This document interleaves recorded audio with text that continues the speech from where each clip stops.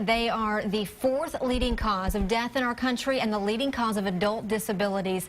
We're taking a closer look this morning at strokes, and here to help us understand more about the medical emergency is Dr. Jeff Miley, and you're a neurologist at Seton, and you treat patients who suffer from strokes. Good morning, and thank you so much for being here. Thank you for having me.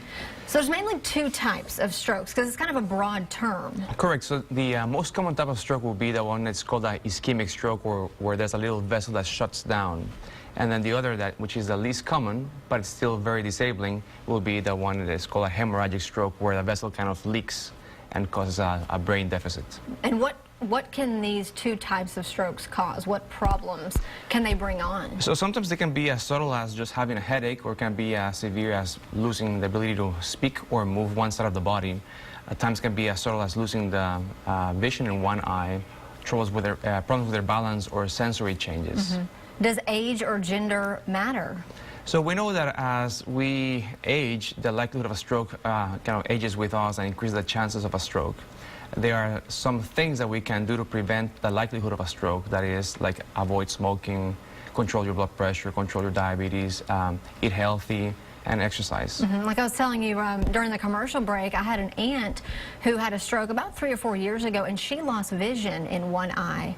And went from doctor to doctor to try to figure out, what caused it and how to not have it happen again. Well, the best thing we can do is to identify what caused the stroke, to try to choose the best treatment or therapy to try to prevent the next stroke from happening. Mm-hmm. Unfortunately, once you have a stroke, you're at high risk of having another stroke, and that's where a visit with a physician kind of help you stratify the risk to try to make your next stroke less likely. Mm-hmm. What do you think are some of the misconceptions maybe out there about strokes? Well, a lot of times people try to talk themselves out of it. So they would notice that they have some trouble speaking, and they will blame it on something else. And then they go to sleep the day after. When they wake up, they will probably be worse, and they would have lost that window of opportunity to try to benefit from some therapy that could help them reverse their stroke deficits. Mm-hmm. Let's talk about prevention for a second. Obviously, no one wants to be in that situation ever. So what can people do on the front end? You talked about a healthy lifestyle, but even as far as regular checkups, can they catch signs before it's too late?